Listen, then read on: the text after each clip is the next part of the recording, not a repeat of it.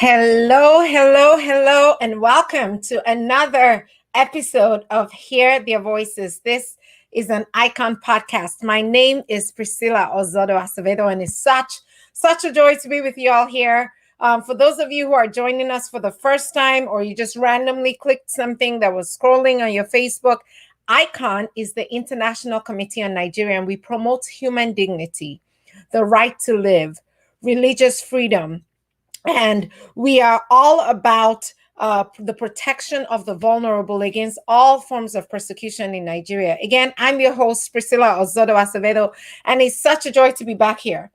So, y'all know we've been doing this season for long.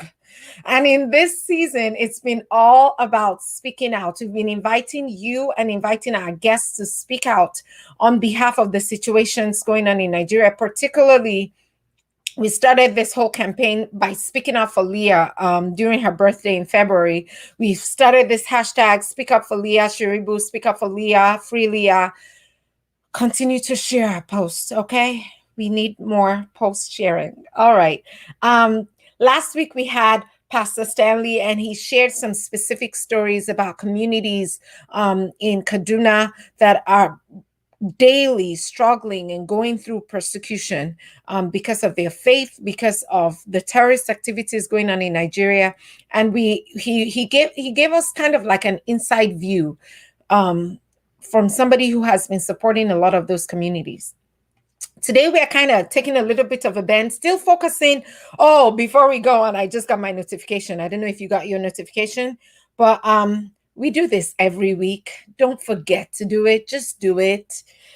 You get the link. You got your notification from Facebook, from YouTube. Go on the link, because I say this every week. What do I say? It is not good for you to watch this podcast by yourself. And I'm turning down the volume. So go click on the link and click share.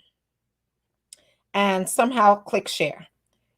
And I like to share on WhatsApp. I already shared on WhatsApp. So I'm going to go to my Facebook feed and I'm going to share it so that I am not watching this by myself. So I'm challenging you to do this as well. Say, join me now. That's what I'm doing. Join me now, because I'm a slow typer. And I'm just going to post. It's that easy. Let's get the word about the issues in Nigeria out just by clicking share. That's it. That's all you got to do. Click share. All right. As we go on, I'm excited to introduce you to our guest this week. Our guest this week, she's a lot in the educational sector, and she's the right person to be speaking on our topic on how terrorism and persecution is affecting education in Nigeria. We might think of it as, oh, people are being killed, or just people are. It's not just one thing. It's there's food insecurities, there's education. The educational system in some communities are breaking down because kids are no longer going to school. But we'll talk more about that. And before we go on, here are a few announcements for today. As some of you know, we are having a birthday celebration for Leah Sharibu, and not a celebration, a marking. It's a time where we will sell, and I'll talk more about the event, but leading up to the event, most of the events we do for Leah, we like to take a few days leading up and count down with prayer. And some of us include fasting to that. We are on day 5 leading up to Leah Sharibu's birthday, which is on Saturday. Today is day 5, and we are praying for Leah Sharibu's family and other victims of terrorism in Nigeria. I want you to take some time today, 3 minutes, 5 minutes, 10 minutes, and pray for Leah. If you haven't joined us all week, follow us on social media. You can go back. We prompt some prayer requests, and you can go back and watch for the prayer requests. Pray those every day. You can start your 7 days from today and just pray for the next 7 days. And let's pray for Leah, and let's pray for Nigeria. These 7 days of prayer are leading to a main event that we're calling Raise a Song for Leah. This is how we are celebrating Leah's 18th birthday. In Raise a Song for Leah, we are going to be talking with artists and musicians that are taking one of their songs and dedicating it to Leah. So I'm excited. We're going to have guests like Dr. Panam Percy Paul. We're going to have Threadstone. Threadstone is coming back together. Oh my gosh. Y'all need to be here for that. those of you who know Threads don't know what I'm talking about. They've been not together for the past 7 years, but they're coming together to have a conversation about Leah. You need to be here. I'm going to be sharing a song, an original that I wrote with AJ, and it's going to be amazing. So mark your calendars. We are beginning this event at 12:18 on Friday, May 14th, to mark Leah Sharibu's 18th birthday. Yes, not 12 o'clock, but 12:18, to make sure that you remember that Leah is turning 18 on May 14th. So if you want to join us, just follow us on social media. We'll be posting the link, we'll be sharing, we'll go live just like this, just like the podcast. And I will be your host. I will get to see you twice in 1 week. How good is that? You need to be there. Okay. Moving on. As you all know, I have some news headlines, and I'm going to just read through some of them. This is the news of the week. Our first news for today is an exclusive, and it says the Nigerian military abandons over 50 soldiers who were trapped in some Sambisa forest. I just lost one of my lights, but y'all are still here. Who are trapped in Sambisa forest after an attack on Boko Haram. The Nigerian military abandoned this terrorist. Sahara reporters gathered that the attack happened on Friday, May 7th, 2021 at 8 a.m. in the morning, 72 hours after the attack and the retreat by the troop. The command headquarters of the operation, Lafia Dole in Maiduguri, the Borno state capital, has not made any efforts to rescue the soldiers. The military revealed to the Sahara reporters that the soldiers, many of whom were wounded, have been trickling back into Maiduguri since the incident. However, a source has said that a majority of the soldiers have not returned, and there has been no attempt by the Nigerian military authorities to rescue them. This is heartbreaking, especially for those of us in the US. We know how countries stand up for their people. And these are people who are fighting every single day for the freedom of others. We pray for their families. We pray for their friends. And we hope that something will be done about this. Our second news is reporting that herdsmen kill three and kidnap and injure others in Anambra. Hold on. I have something to say because I happen to be from the eastern part of Nigeria, which is where Anambra is. And the herdsmen are not supposed to be in Anambra. I'm like, hold on. What were they doing? Although we've been saying these issues have been in northern Nigeria. How did herdsmen find their way all the way south to the southeast to go kill people in their land? This is not even land that is... Anyway, Anambra State has lamented the criminal activities of suspected Fulani herdsmen operating in their forests and farmlands. They allege that a number of their people have been kidnapped for ransom, some killed, even as others who managed to escape from the grip sustained varying degrees of gunshot injuries. One of the victims, Judeofo, who hails from Amunike community, alleged that he was shot by suspected Fulani herdsmen while on his way to their neighboring Achala community. You can go, y'all, you can read the full story, but I'm a little bit like upset right now because this is a whole other part of the country. And this is a lesson for some of us who have been saying, that's a northern problem. That's just a problem in northern Nigeria. Hello, they're down southeast, not just south north, like south, not southwest, sorry, southeast. That's crazy. If you would like to receive this news and more, remember we send out news items every single week. Go on our website, iconhelp.org, and sign up for more news items, okay? I have one more news because this pertains to Leah. ThePunch.com reports that Leah is to mark her 18th birthday in Boko Haram's den. You all know the story, but I'm just going to read her story again because this is Leah, and she's the one we are fighting for.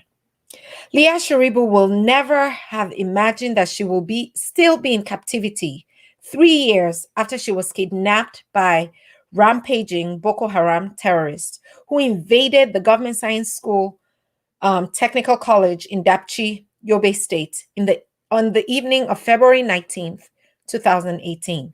She will never have imagined that her country will be unable to free her from the criminals, despite several promises by the government to do so. And well, unless a miracle happens, she will never have thought that she will mark her 18th birthday coming up on May 14th in the terrorist den.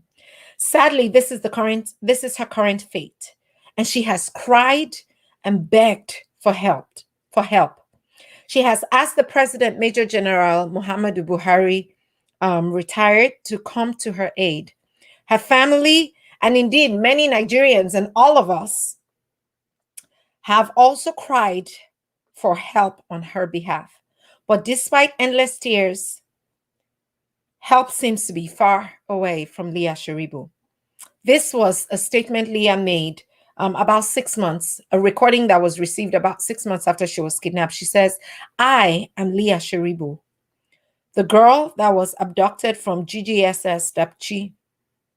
I am calling on the government, particularly the president, to pity me and get me out of this serious situation." Leah said this in Hausa in an audio clip in August 2018, 6 months after her abduction. Her birthday is coming. Unless a miracle happens, Leah is going to be turning 18. I want to challenge us to do something for Leah's birthday. Can we hashtag speak up for Leah, hashtag free Leah? Can we make that go viral for her birthday? Can we share everything we share and just make that go viral? Hashtag speak up for Leah, hashtag free Leah. Can we make that go viral?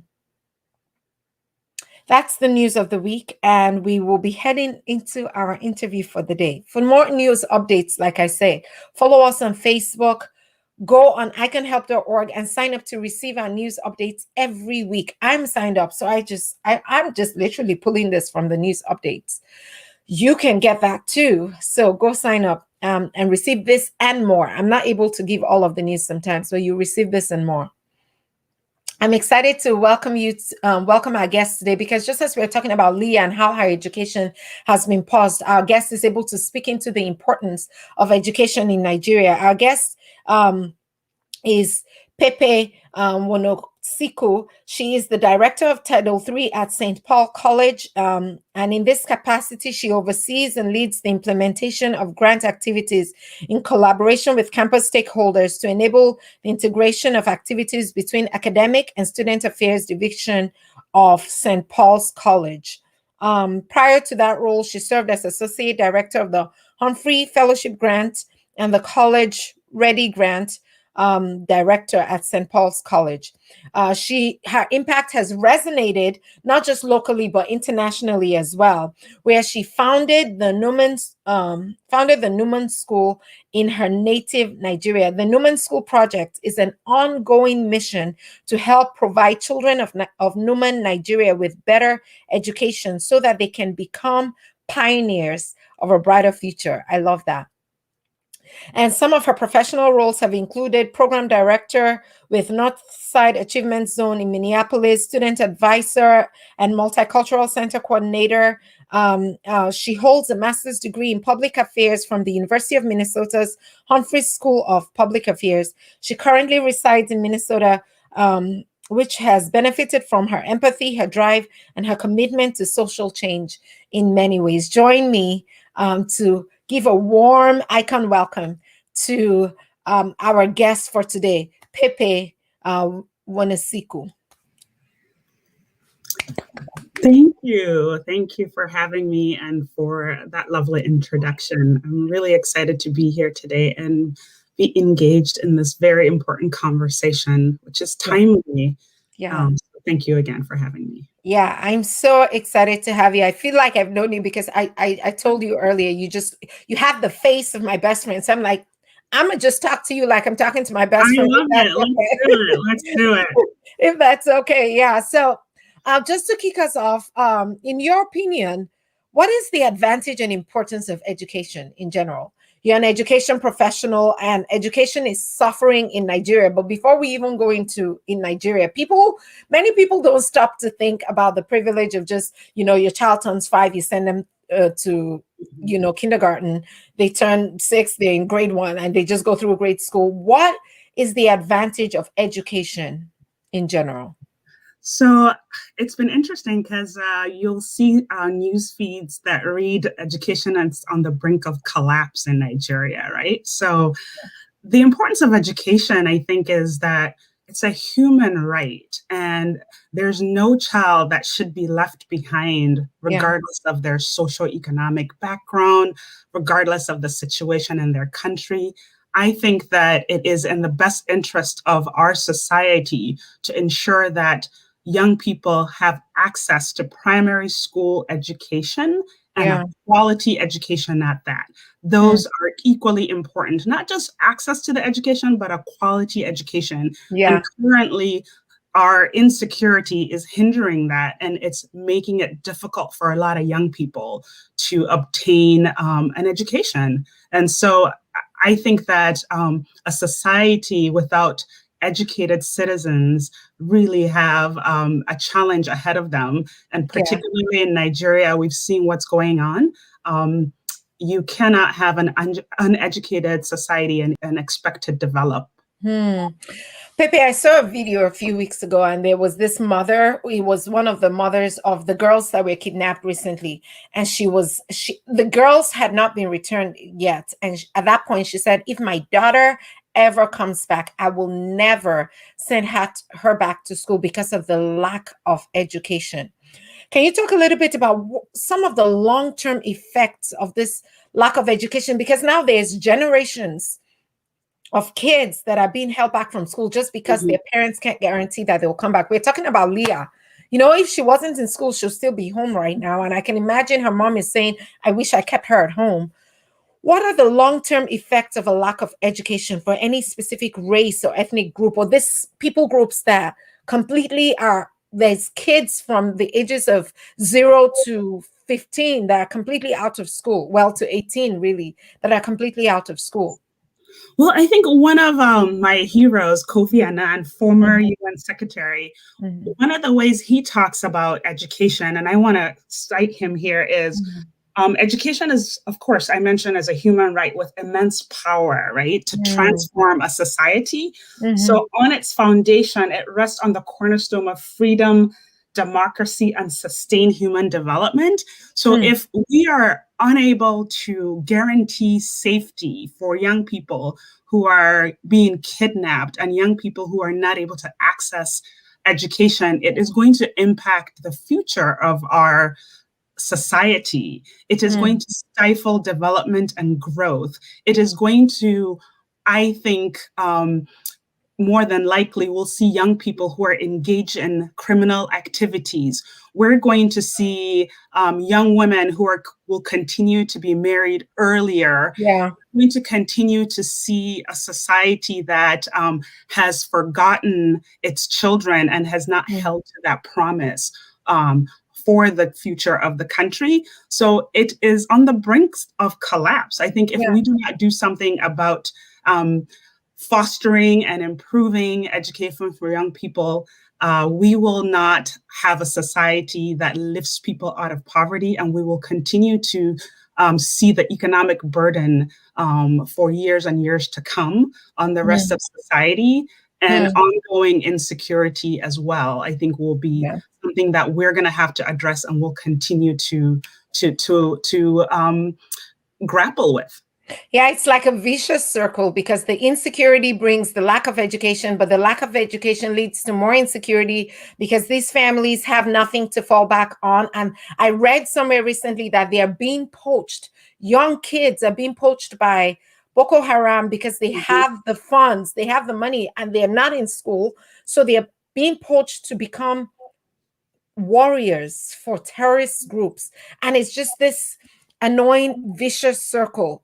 How It is the perfect recruitment scenario for terrorist groups. Yep. So if vulnerable young people are out on the streets Mm-hmm. without education and are not enlightened Mm-hmm. and are illiterate, and to be quite honest, let's talk about the economic factors. Yeah. You are going to be lured into something because of the promise of perhaps it's food or 20,000 naira to help your Mm-hmm. family. Yep. So that is attractive, unfortunately, to young people who are vulnerable. Yeah. It's crazy because the talk about education, particularly for the girl child, did not just start. Mm-hmm. Like the girl child in Nigeria has always been like, she doesn't need to go to school, especially northern and rural areas. Mm-hmm. But we're seeing a different level of this that is it's not like before where they're just like this. The commercials on TV educate the girl child. It's like a specific fight against education. Like there's a systemic attack against education. Can you talk about this history? What was your experience in the lack of prioritization for education, particularly for the girl child in Nigeria? Well, the poor investment in education and the legacy of that, I think, is unfortunate. And although Nigeria has now I eliminated school fees for some of our primary schools, there's still a lot of families who still cannot afford uniforms, Yeah. books. And now with insecurity, it's compounded. So when you don't value the girl child and you are concerned about her going to school, trekking, and perhaps not returning home, you are, as a parent, will be concerned about sending your child to school. So these have compounded. I think it's poor investment in education.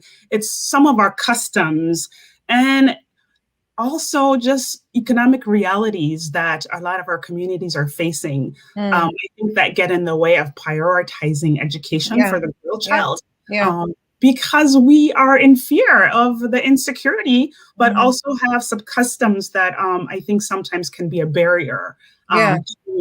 to allow our girl children to obtain an education. And that Yeah. gets in the way of educating these young people.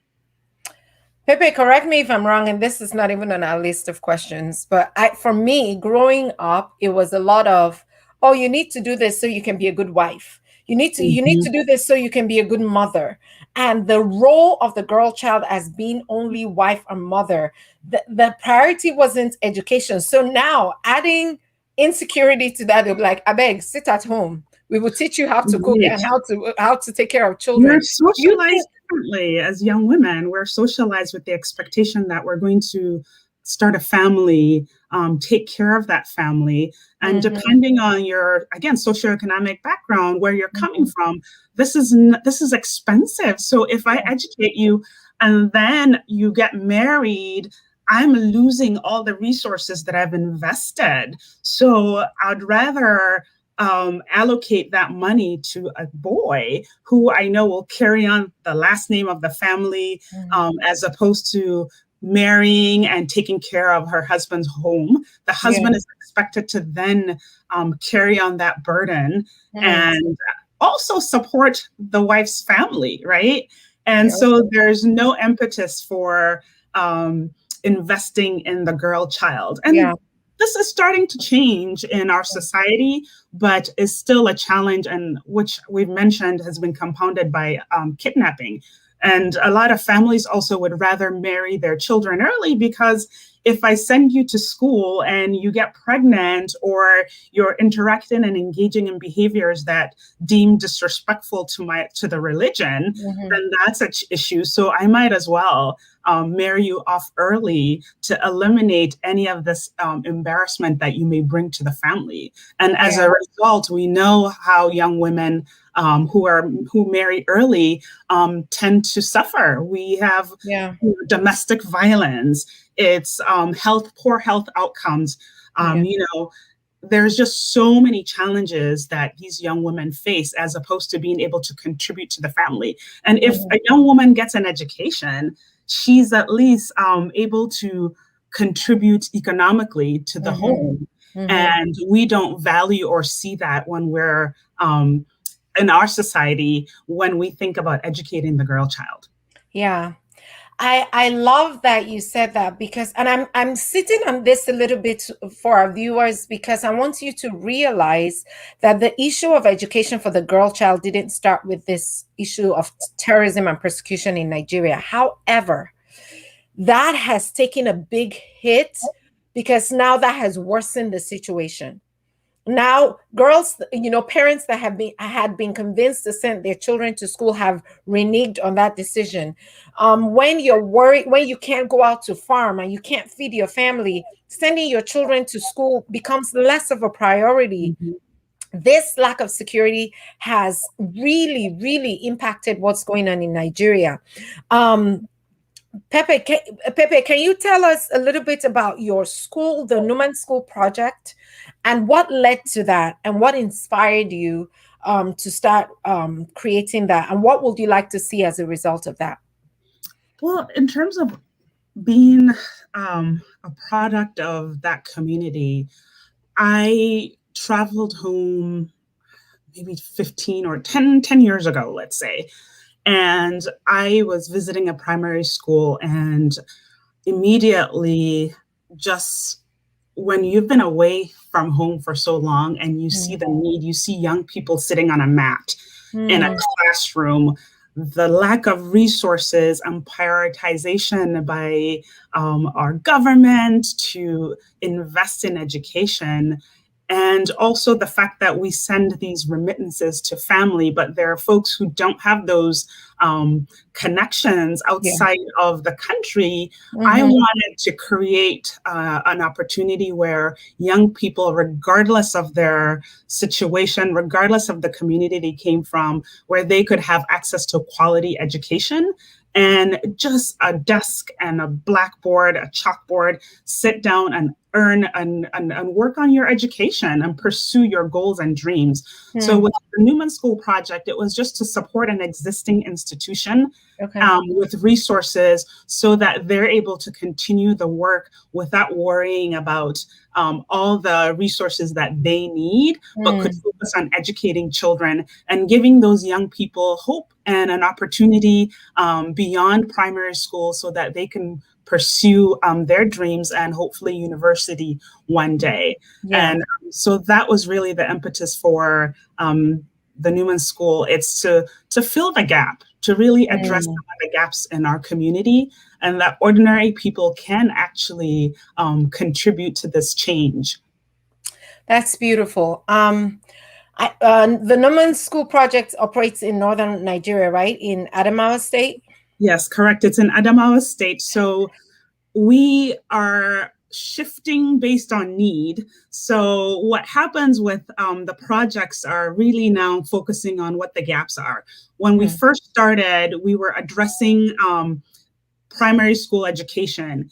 And in the last 2 years, we're looking holistically at issues around youth engagement and employment, and the ways that we can inspire and have dialogue with young people to one day perhaps start a business. So it has really shifted, and we're identifying needs and then addressing those needs based on what the community is seeking. And so that's the way we've operated. It's just by looking at what's currently happening on ground and how we might be able to address some of those barriers with resources and anything that we can do on the ground. That's beautiful. Has your work been affected by the terrorist activities and the persecution and just the things going on in Nigeria right now?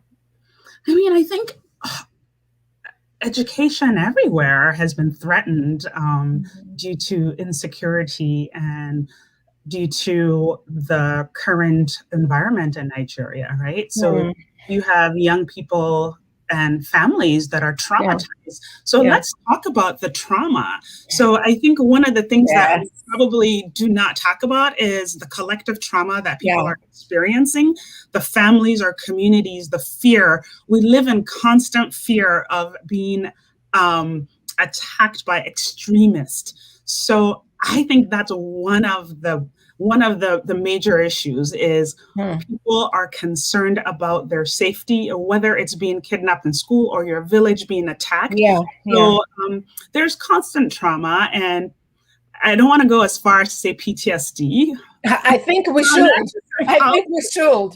But Really I think is. that's a major issue. So was it 3 Christmases ago, one of the nearby villages was attacked by herdsmen. And so and it was around Christmas time. So there were some family and friends, and we started this campaign locally, half a Christmas. So whatever you were going to spend, donate that money so that we could purchase food and relief items to support some of these villages. And so we were able to, and people needed, if your food is burned, your homes are burned down, and you're preparing for Christmas, which is a big deal for us in that part of the region, right? Like, what can we do to bring some joy to the young people in those communities? Because the reality is, you witness something like that, you are going to live with that. And in our communities, we don't always have the infrastructure to talk about mental health and how we are processing what we've seen. Yeah. And that's impacting young people. And particularly for some of those young people, we wanted to make these care packages to just give them something to smile about, even though it was a really challenging time. And this will have a long-lasting impact without, I think, the support that they need. If we continue to, if we don't address insecurity and we continue to just kind of shut this, this has happened, we move on, we rebuild. But there are some consequences, socio-emotional, for a lot of young people that needs to be considered. Whew. Time. I always get to this point in the interview and I'm like, I have so much more questions. But thank you so much for being here. As we wrap up, I like to ask the question, two-pronged question. One, is there hope?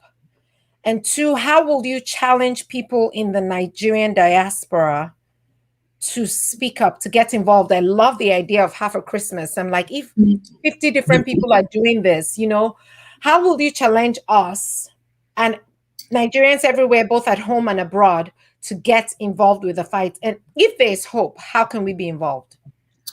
I think that let me just preface it with, although we're not at pace in terms of, I think, our goals to educate the girl child, the country has made some progress, and we do have some prominent women like Ngozi, who was just appointed to the World Trade, leading the World Trade Organization, right?